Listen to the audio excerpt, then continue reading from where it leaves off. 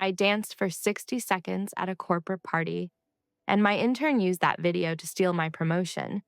But he didn't know I'd spent 10 years learning how to destroy people who underestimate me. The champagne tasted like victory. Veuve Clicquot, 1,000 tiny stars exploding on my tongue, each one a celebration of the 18 months I'd just survived. 18 months. 18 months that had aged me in ways that had nothing to do with the number on my driver's license. I could see it in the mirror every morning. New lines around my eyes, a tension in my jaw that never quite relaxed. Gray hairs I'd started finding that I refused to dye because they felt earned, like battle scars. Project Helios, $7 million. The number still didn't feel real, even though I'd seen it in black ink on the contract. Watched Charles Sterling's assistant notarize it, felt the weight of the document in my hands. Helios Dynamics wasn't just another client. They were aerospace titans, the kind of company that launched satellites and built components for Mars rovers. Old money meeting new tech, a 50-year-old behemoth with a reputation for being impossible to work with, and even more impossible to win over. They'd never outsourced a major strategic contract in their entire history. Never. They did everything in-house, controlled every aspect of their brand with an iron fist wrapped in a velvet glove of old-school corporate culture. Everyone at Archer and Sterling said it was impossible. My colleagues took bets in the break room on how quickly I'd crash and burn. Even Marcus, my boss, had pulled me aside after I'd announced I was going after the account and said, "Clara, I admire your ambition, but this is career suicide." That afternoon, in a boardroom on the 42nd floor of Helios's downtown headquarters, a room that smelled of leather chair polish and ozone from the sheer amount of technology humming in the walls, with a conference table made from a single piece of redwood that probably cost more than my car. I'd proven every single one of them wrong.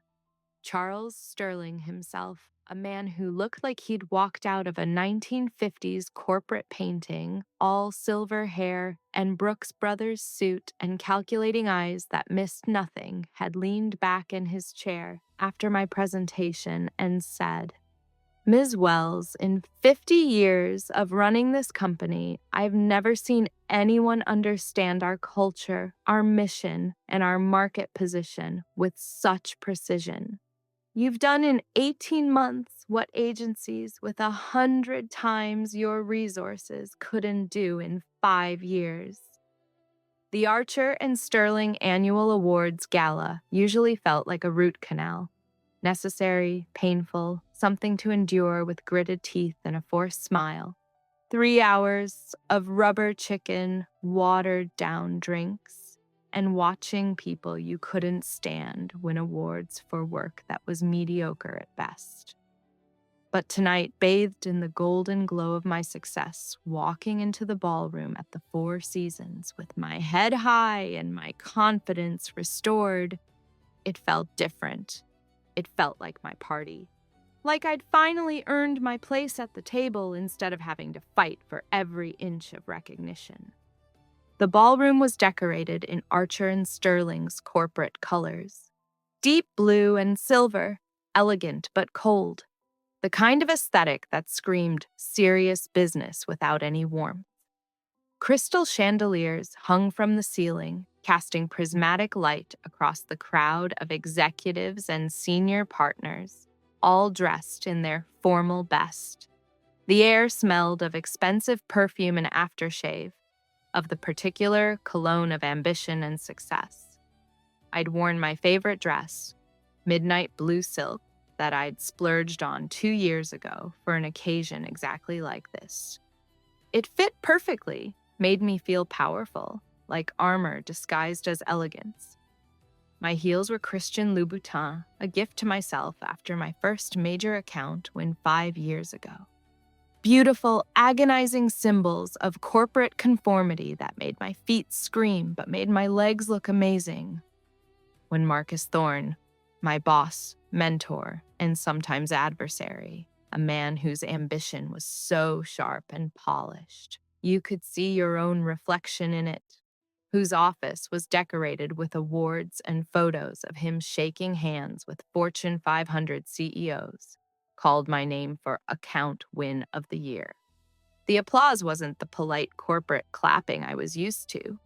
It was a roar, a genuine, thunderous recognition that started at the front tables and rippled back through the ballroom like a wave. People were standing. My team was on their feet. Sarah from marketing was wiping tears from her eyes. Even Jonathan from finance, who'd told me 6 months ago that I was wasting company resources on Helios, was clapping with genuine enthusiasm. The sound lifted me from my seat and carried me to that stage like I was floating. My heart was pounding so hard I could feel it in my throat, could hear it in my ears. This was it. This was the moment I'd been working toward for 10 years. Recognition, validation, proof that I wasn't just lucky or in the right place at the right time. I was actually good at this. Marcus handed me the award, a heavy crystal obelisk etched with my name and Account Win of the Year 2024. And his handshake was firm, his smile genuine for once. "You earned this," he said quietly so only I could hear. "You're the best strategist I've ever worked with, Clara."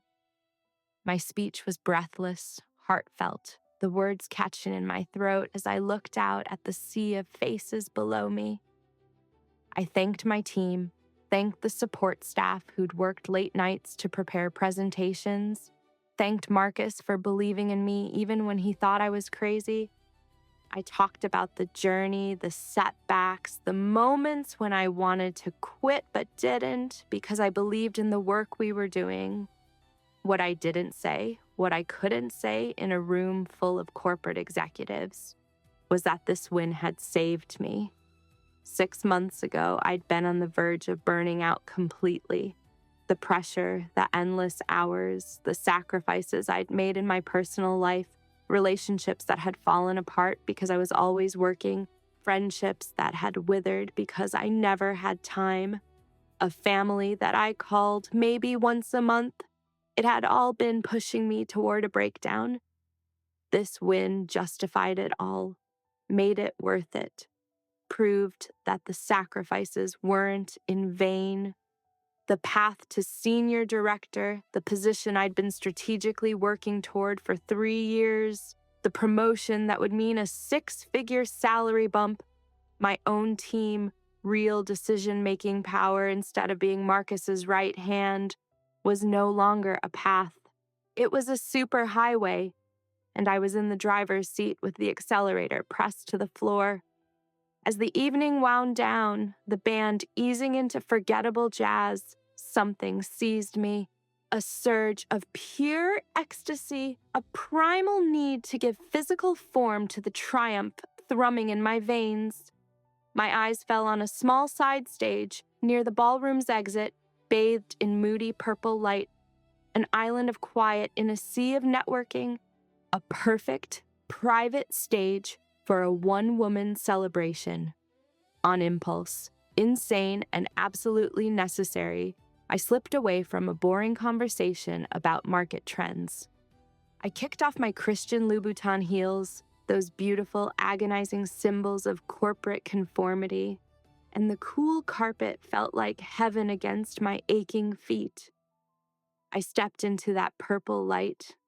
The gala sounds faded to a distant murmur, and for one glorious, uninhibited minute, I danced. It wasn't elegant, wasn't choreographed. It was an exorcism in motion. I threw my arms up, head back, laughter bubbling from deep in my chest. I played air drums with frantic joy. I spun in clumsy, dizzying circles, my expensive gown swirling around me in a blur of silk and sequins. A wide, idiotic, ecstatic grin plastered on my face. 60 seconds of pure, unscripted bliss, a monument to the hardest fight of my life, a secret, silly, harmless release. Except it wasn't secret. As my spinning slowed, breath coming in ragged, happy gasps, movement in the shadows by the sound equipment caught my attention. Leo Vance, my intern. He'd been on my team for 6 months, this top MBA candidate from Stanford whose resume was so perfect it seemed computer-generated. Preternaturally quiet, his presence only noticeable by the unnerving intensity of his observation. He didn't just listen in meetings, he watched.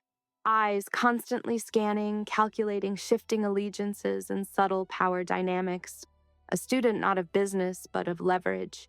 He held up his phone. Just for a second. The small, malevolent ruby of the recording light unmistakable. Then he lowered it, lips pulling into a small, tight, unreadable smile before melting back into darkness. A sliver of ice pierced my warm bubble of joy. Strange, a little creepy. But I dismissed it. He was a kid, probably taking a panoramic shot, and I'd just danced into frame. Nothing. An awkward footnote on a perfect night. The next morning, the nothing was waiting for me. An email sent at 5:47 a.m. with the subject line, "Urgent debrief, Project Helios," summoned me to conference room 3B. Sterile glass and steel box, air scrubbed clean of personality. Leo was already there, sitting at the head of the table, a spot usually reserved for senior partners, wearing a suit that cost more than my first car. The cheerful, eager-to-please intern was gone. In his place sat someone with cold, patient, reptilian eyes. He gestured for me to close the door. The soft hydraulic click sounded unnervingly final. "Morning, Clara," he said, voice a low, disturbingly intimate purr. He didn't wait for an answer, slid his sleek black smartphone across the polished white table. "Before your 10 a.m. with Marcus about the promotion, you need to see something. Consider it." My heart began a slow, heavy, painful thud. My mouth went dry. I stared at the dark screen like it was a venomous snake. With trembling finger, I pressed play, and my world ended. The video was perfectly framed, shockingly stable, audio crystal clear. He'd rested the phone on a speaker. This wasn't a blurry drunk clip, it was high-definition documentation of my unraveling. My face, flushed and shiny with sweat, filled the screen. My hair, which I'd spent an hour perfecting, was chaotic mess. The dance that in my memory had been pure joy now looked manic, unhinged, like a woman on the verge of psychotic break. The camera angle, shot from below and to the side, was brutally unflattering. Every flailing movement seemed desperate, pathetic. The audio captured my breathless, champagne-soaked laughter, which, stripped of context, sounded like hysterical cackling of a madwoman. I watched all 60 seconds, paralyzed, a roaring in my ears, drowning out everything else. I saw myself through Charles Sterling's eyes, the septuagenarian, deeply conservative CEO of Helios Dynamics. I saw myself through our board's eyes. A liability, a scandal, a $7 million mistake. My voice, when I found it, was raw and ragged. "What do you?" He leaned forward, slow predatory smile spreading across his handsome face. The mask completely off. This was the real Leo. "It's funny, isn't it?" He tapped the phone. "I want the senior director position. You're the only other serious candidate, which makes this very simple. In your meeting with Marcus this morning, you'll tell him you've had time to reflect. You'll say the Helios campaign took more out of you than you realized, that you need to step back and recharge before taking on senior leadership." A wild, hysterical bubble of laughter threatened to burst from my chest. "You're delusional, Leo. You're an intern." His voice dropped, sharp and cold as glass shards. "After you withdraw, you'll tell Marcus you've been mentoring truly exceptional talent." He smirked, fully aware he'd done nothing but collate my research and fetch coffee. You'll tell him that in your entire decade-long career, you've never seen a candidate with more raw potential, strategic insight, and leadership capabilities than me. You will recommend me for the job. A flicker of my old self, the fighter, the shark, ignited. I snapped, voice shaking with rage, barely holding terror at bay. You think I won't walk out right now and go straight to Marcus and HR? They'll believe me over you. Leo sighed, theatrical and pitying. Oh, Clara, you're still thinking like a loyal employee. He turned his phone so I could see the screen. A drafted email. The to field populated with Charles Sterling's address. The CC field contained our entire executive board and a reporter from Tech Industry Weekly, whose articles Marcus read religiously. You could go to them, Leo said softly, thumb hovering over send. And I will press this. And what happens? Marcus won't see a loyal employee being extorted. He'll see a woman who got drunk and created a ticking time bomb, then stupidly allowed an intern to get the detonator. He won't care about the why, only the what. He'll fire you before lunch to appease Sterling and save the account. Your reputation, the one you've spent 10 years building, will be radioactive.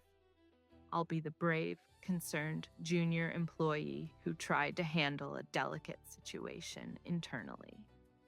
Maybe I don't get this promotion, but I'll be fine.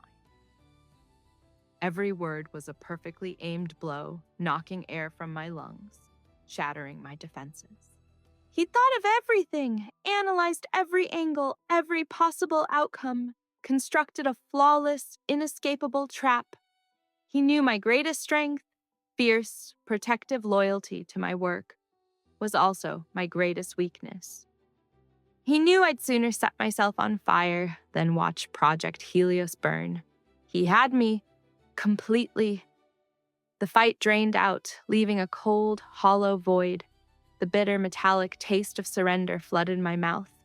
I looked at his face, so young, so handsome, so utterly devoid of soul, and gave him the slightest, almost imperceptible nod. Excellent, he said, standing and straightening his tie. You're just as smart as I thought. The walk to Marcus's office was the longest of my life. Each step a lead weight. I recited Leo's script in my head, words feeling like poison on my tongue. The conversation was a masterclass in self-destruction. I watched Marcus's expression shift from pride to confusion to barely concealed disappointment that quickly hardened into cold, clinical reassessment. In 5 minutes, I went from star player to liability, a piece on the board that had suddenly lost its value. Then came the final, soul-crushing humiliation, the passionate, entirely fabricated endorsement of Leo Vance.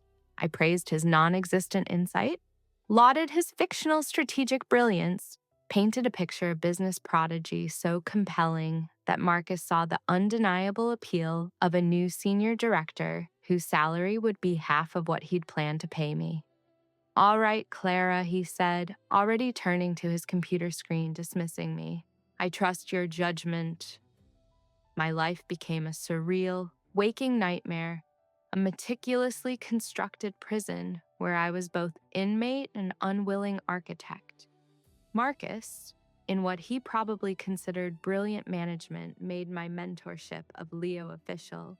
I was to personally oversee his transition, equip him with everything he needed to succeed in the role he'd stolen. I was being forced to sharpen the blade he'd already slid between my ribs.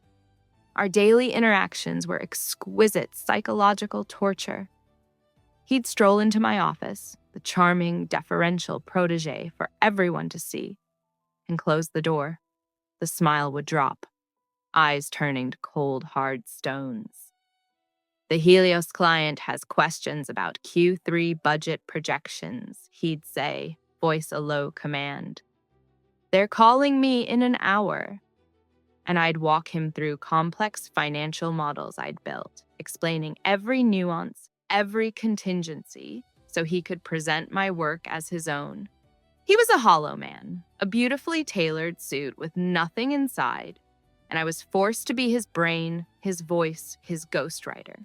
The social fabric of my professional life unraveled thread by thread. My colleagues, my friends, couldn't understand what was happening. They saw me, the woman who'd clawed her way to the top, suddenly become a docile, fawning handmaiden to an unqualified upstart. They saw me praise him in meetings after he presented my own ideas, my face a carefully constructed mask of supportive encouragement, the whispers in hallways, the pitying looks over cubicle walls, the sudden silence when I entered the break room, a slow, agonizing social death. I was no longer an object of respect or fear. I was an object of pity, a cautionary tale. The day of the official promotion announcement was my public execution. I stood at the back of the crowded conference hall, feeling like a ghost haunting the scene of my own murder. When Marcus announced Leo's name, the applause was a deafening roar of my own failure. I watched him take the stage, a vision of youthful ambition. My monster, built from my knowledge and his soulless greed. He looked out at the sea of faces, eyes finding mine in the back for a single charged second. A flicker of triumphant smirk crossed his lips before he arranged his features into profound, heartfelt humility. "Wow," he began, voice thick with expertly feigned emotion. "I'm speechless. I truly never expected this." He paused for dramatic effect. He gestured directly at me. A spotlight, as if on cue, swung in my direction, pinning me in its glare. 100 heads turned. "Clara saw something in me I'm not even sure I saw in myself," he continued, voice resonating with sincerity. "She has so generously, so selflessly taken me under her wing, shared her incredible wisdom, and guided me every step of this journey. This promotion isn't just for me." The room erupted in applause, not just for him, but for my supposed generosity, my noble spirit in fostering new talent. I was trapped in the spotlight, a Mona Lisa of silent agony, forced to smile, to nod, to accept adulation for my own assassination. He hadn't just stolen my job. He'd stolen my narrative, recasting me as willing participant in my own demise, made me accomplice to my own murder. The final blow landed the next day in a cold, impersonal email from HR. New title: Director of Special Projects, Corporate Phantom Zone. Meaningless title given to people being managed out. A quiet invitation to quit. My new office, sub-basement. A windowless 10 by 10 beige box sharing a wall, the building's main server farm. The constant deafening hum, the only amenity. My team, my projects, my beautiful corner office with panoramic city views, all being handed to Leo. I had to pack 20 years of life's work into a single pathetic cardboard box. The walk of shame, down the hallway and into the elevator, a blur of averted eyes and awkward, pitying smiles from people I'd once led. He'd won everything. The sub-basement was a tomb, a concrete and fluorescent-lit tomb where careers went to die quietly without witnesses. The air was stale, recycled through ancient HVAC vents, carrying the faint metallic tang of ozone from the humming servers next door. It was a place designed for machines, not people. There were no windows. We were 20 feet below street level. So I had no sense of time passing, no connection to the outside world. The only light came from flickering fluorescent tubes that gave everything a sickly green cast and hummed constantly, a sound that burrowed into your skull and lived there. My office was a 10 by 10 beige box with walls so thin I could hear every fan, every hard drive, every cooling system in the server room next door. The sound was constant, relentless, a low, rumbling hum that made it impossible to think clearly. The furniture was whatever hadn't been good enough for the real offices: a dented metal desk that wobbled when I typed, a chair with a broken hydraulic lift that meant I was either too high or too low, never just right, a filing cabinet that smelled like mildew. There was a single picture on the wall when I moved in, a generic motivational poster that said, "Success is a journey, not a destination," above a photo of someone climbing a mountain. I'd taken it down the first day and thrown it in the trash. The irony was too bitter to stomach. My special projects were the corporate equivalent of sorting dust. Meaningless busy work designed to make me quit without them having to fire me. Archiving decade-old files that no one would ever look at again. Compiling reports on market trends from 5 years ago that were completely irrelevant to current strategy. Organizing the digital equivalent of a graveyard. The worst part wasn't the work itself, it was the isolation. The sub-basement was deserted. The server techs came down maybe twice a week for maintenance, and they'd nod politely at me with the kind of pity you'd give a stray dog, but they never stopped to chat. No one from my old team visited. No one invited me to lunch. It was like I'd been erased from the company's collective memory.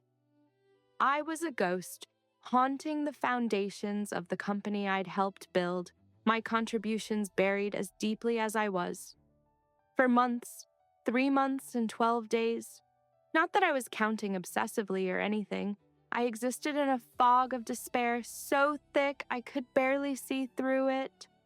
The woman who once thrived on pressure, who ate complex problems for breakfast and spit out brilliant solutions before lunch, who'd stood in front of Charles Sterling and sold him on a $7 million vision, was gone. In her place was a hollow shell who would sit at that wobbling desk and stare at a screen for 8 hours, accomplishing nothing, feeling nothing but a dull, constant ache of humiliation and rage that had settled in my chest like a stone. I stopped wearing makeup. What was the point? No one saw me. I stopped wearing my nice clothes, my power suits and designer heels. I wore jeans and sneakers, comfortable clothes for someone who'd given up. My hair, which I'd always kept professionally styled, went back in a ponytail every day. I stopped caring about the gray hairs because who was I trying to impress? The servers? I'd gained 15 pounds from stress-eating vending machine snacks because I couldn't face the cafeteria, couldn't bear to see my old colleagues and watch them look away awkwardly when they spotted me. I'd developed insomnia, would lie awake until 3 a.m. staring at the ceiling, my mind running through endless scenarios of what I could have done differently, how I could have stopped this from happening. My apartment, which used to be a sanctuary, felt like another prison. I'd stopped decorating after the demotion, stopped inviting people over, stopped caring about making it feel like home. It was just a place to sleep between shifts in my basement tomb. The relationships I'd already neglected for work fell apart completely. My sister stopped calling after I'd canceled 3 dinner plans in a row because I couldn't face putting on a happy face and pretending everything was fine. My college friends gradually stopped texting when I never responded or when my responses were monosyllabic and depressing. Messages that I'd left unread because I couldn't explain what was happening, couldn't admit that I'd let an intern destroy my career. Leo would occasionally send emails, petty digital prods to remind me of his dominance. "Clara, could you send me the preliminary research file on Helios? Can't seem to find it." Each one a small, fresh cut. I was at absolute rock bottom, so deep and dark I couldn't imagine a way out. The thought of quitting was constant temptation, but it felt like letting him win the war after he'd already won every battle. So I stayed, a prisoner in my beige cell, slowly dying of boredom and shame. The turning point came on a miserable, rain-lashed Thursday night. Almost 8 p.m., the building a silent, hollowed-out shell. I'd stayed late, not from duty, but because the alternative was my cold, empty apartment and a long night with nothing but my own failures for company. As I was finally packing my bag, the oppressive hum of servers was pierced by a faint, muffled voice from the concrete stairwell, the only exit from the basement. A voice I could recognize anywhere. Leo! Must have been on a late call, seeking privacy. Bitter, self-destructive curiosity, the first real emotion I'd felt in weeks, pulled me from my chair. I crept to my office door, heart a slow, heavy drum, and cracked it open just enough to listen. His voice was tight, strained, laced with panicky arrogance that was his signature tell when he was out of his depth. "No, Mr. Sterling, it's not a delay in the beta rollout," he was saying, words a desperate scramble of corporate jargon. It's a strategic recalibration." My blood ran colder than the concrete floor. A delay in the beta rollout, the most critical, complex, time-sensitive milestone in the entire first phase. It was a 5-alarm fire, catastrophic failure. Charles Sterling's furious voice crackled from Leo's phone, sharp enough to cut glass. "Vance, I don't pay you $7 million for buzzwords. My lead engineer tells me your team has missed 3 consecutive integration deadlines, and the primary testbed servers still aren't configured. This recalibration of yours is costing my company close to $500,000 a day. I want a specific technical reason for this catastrophic failure." Long, excruciating silence. I could almost hear the frantic, useless whirring of empty gears in Leo's head as he searched for a lie that sounded vaguely intelligent. "The holdup," he finally stammered, voice cracking under pressure. "It's the algorithm, the core data processing algorithm. It's creating a significant bottleneck in..." The sentence was so profoundly, breathtakingly stupid that for a second I couldn't even process it. Meaningless gibberish, the desperate babbling of a drowning man trying to convince you he can breathe underwater. He was going to kill my project, take the single greatest accomplishment of my life, the monument I'd built, and burn it to the ground with the sheer, magnificent force of his own incompetence. And in that instant, something inside me ignited. The thick, suffocating fog of despair burned away by a sudden, brilliant, white-hot flash of pure, liberating rage. The video, the blackmail, the humiliation, none of it mattered anymore. The weapon he held over me was a toy pistol compared to the nuclear bomb of his own stupidity. What was the worst that could happen? I'd get fired from my basement hell? The Helios account would be jeopardized? He was already accomplishing that far more effectively than I ever could. His power over me had been an illusion, a ghost story I'd told myself for months, and I was done being scared of the dark. I stepped back from the door, a slow, cold, dangerous smile spreading across my face. First genuine smile in half a year. He thought my one moment of weakness was his ultimate weapon. He was about to discover that his entire existence was a fatal flaw. The game wasn't over. I was just about to make my first move. My beige prison cell became my war room. Meaningless tasks swept into trash. I had a new project, a secret one, and I pursued it with manic, joyous intensity I thought I'd lost forever. My overlooked, high-level server access was my key to the kingdom. I became a digital ghost, silent observer of the entire company's operations. I studied Leo's digital habits like a biologist studying a specimen. He was lazy, arrogant, utterly predictable. His go-to move, search archived servers for my old project files, looking for brilliant ideas he could steal and pass off as his own. He was a vulture, and I was about to serve him a poisoned feast. My plan was a masterpiece of corporate sabotage, a digital Trojan horse. I would build him the most beautiful, most brilliant, most irresistible strategy for phase 2 of Helios that he'd ever seen. And it would be designed to self-destruct in the most public and spectacular way imaginable.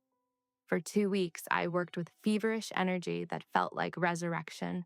I was the architect again, the creator, the strategist. W. Inside, I built a work of art, 70 pages of pure, seductive genius, breathtaking data visualizations, meticulously detailed timelines, an executive summary promising to not only fix current delays, but increase projects' overall profit margin by a staggering 20%. A siren song, custom written for the ego of a desperate, ambitious fraud. But woven into the DNA of this beautiful creation were fatal, catastrophic flaws. The entire financial model was predicated on a single, subtly miscalculated variable that would cause budget hemorrhage of epic proportions after 90 days. The core engineering solution was based on integration of 2 pieces of software: Aragon 7 chipset and Solaris operating system that were, on a fundamental level, as incompatible as fire and water. To any real expert, the plan was a blueprint for Armageddon. To an incompetent fool like Leo, it was the key to continued success. As final, elegant flourish, I embedded an invisible digital watermark into every single slide, chart, and document, a unique cryptographic hash, an unbreakable digital fingerprint tied to my user ID and specific creation timestamp, my signature on the bomb I just built. With the trap set, I baited it. I sent a carefully crafted casual email to Sarah from marketing, the office's most notorious and efficient gossip. Hey, quick question from the crypt, LOL. Do you have the deck from the initial Helios pitch? I'm toying with some blue sky ideas for a Helios Phase 2 master plan and wanted to look at my original notes. I hit send. The server logs told the rest of the story. 58 minutes later, Leo began a frantic search of the archives. 10 minutes after that, he accessed my folder. 15 seconds later, the entire master plan had been downloaded to his personal drive. The fish had not just taken the bait, he'd leaped into the boat and filleted himself. The quarterly review meeting was Leo's chosen stage for his grand ascension. Highest stakes meeting of the year, held in the main boardroom with the panoramic city view that still felt like a phantom limb. The entire C-suite was there, Marcus was there, and a full delegation from Helios, including Charles Sterling and his lead engineer, the formidable Dr. Eris Thorne, were there. I was on the invite list as a legacy courtesy, a ghost at the feast. I took a seat in the darkest back corner, heart a cold, steady drum. This was it. Leo began his presentation, a vision of fraudulent glory, animated, confident, a young king addressing his court. He moved through my slides, my beautiful poison slides, with practiced ease of a man who believed his own lies. The room was mesmerized, executives nodding, Charles Sterling's furious scowl replaced by grudging respect, Marcus beaming like a proud father. I let him have it, let him soar higher and higher on his wax wings of deceit, let him reach the final slide, let him bask in the warm, golden glow of the room's applause. Then, from the shadows, I raised my hand. The small movement had the effect of a thrown grenade. The buzz died instantly. Every head turned. Leo's perfect smile faltered, flicker of annoyance in his eyes. He asked, voice dripping with condescending magnanimity of a king addressing a peasant. I do, I said, voice perfectly calm, perfectly clear, cutting through silence like a scalpel. It's a breathtaking plan, Leo. Truly, a work of genius. I just had one small technical query. The entire strategy appears to hinge on seamless integration of Aragon 7 chipset with Solaris operating system. It was the kill switch, the single devastating question that would detonate the entire fraud. Leo froze. The confident posture, the smug smile, it all dissolved in a split second, leaving behind a pale, terrified boy. His eyes darted around the room, looking for an escape hatch that wasn't there. He had no idea what I was talking about. He stammered, mind a blank slate. It's a complex proprietary solution. There is nothing standard about it, a sharp, authoritative voice cut in. Dr. Thorne, the Helios engineer. She was staring at Leo, eyes narrowed with focused intensity of a predator that has just scented blood. Aragon 7 and Solaris are built on fundamentally incompatible architectures. My best engineers spent 6 months and $2 million trying to bridge them before concluding it was a physical impossibility. So I will ask you again, Mr. Vance. The silence in the room was absolute, thick, heavy, suffocating. Leo's face had gone from pale to ghastly mottled gray. He was exposed, a fraud stripped bare in the most public way imaginable. Dr. Thorne stood up, walked to the massive screen, and with a few brutal sentences began to publicly dismantle his entire presentation. She pointed out the flawed financial model, exposed the impossible engineering specs, revealed the entire beautiful plan for the fraud it was. The room watched in stunned silence as the visionary genius was revealed to be nothing more than an incompetent common thief. As Charles Sterling began to rise from his seat, face a thundercloud of apocalyptic rage, I delivered the coup de grace. "If I may," I said, voice ringing with an authority no one in that room had heard from me in months. I walked to the head of the table and plugged my own laptop into the projector. First, I displayed my original files, each bearing a creation timestamp from 2 weeks prior. Then, I ran a simple diagnostic program. The room exploded into chaos. Marcus was sputtering. Our CEO was shouting for security. It was over. But as 2 guards moved to escort the broken, trembling shell of Leo Vance from the room, I held up my hand. The room fell silent again, every eye locked on me. "Before he goes," I said, voice steady, heart a triumphant drum, "I think everyone here deserves to know the full story." I walked to the podium, picked up Leo's phone from where he'd dropped it in his panic, and connected it to the projector. The room held its collective breath, and I played the video. There I was, 20 feet high, doing my silly, joyful, ridiculous dance. I let every single second play out. When it finished, I looked up, not with an ounce of shame, but with defiant, unwavering calm. "This is the video Mr. Vance used to blackmail me 6 months ago," I stated, voice clear and strong. "He threatened to send it to all of you unless I withdrew my name from this senior director promotion and recommended him instead. I made a choice. I chose to protect the Helios account from any potential disruption. I allowed him to steal my job because I believed, at the time, that it was the only way to protect this firm and this project. I was wrong. I've learned since then that true strength isn't about hiding your moments of weakness." I turned my gaze directly to Charles Sterling. "Sir, I am guilty of 60 seconds of unprofessional glee after landing the biggest account of my life. My intern is guilty of 6 months of extortion, conspiracy, corporate espionage, fraud, and very nearly driving your multi-million-dollar project into the ground through his staggering incompetence." For a long, heart-stopping moment, there was absolute silence. Then, from the Helios side of the table, Dr. Thorne began to clap. It was not polite applause. It was slow, deliberate, powerful clapping of profound respect. One by one, the rest of the Helios delegation joined her.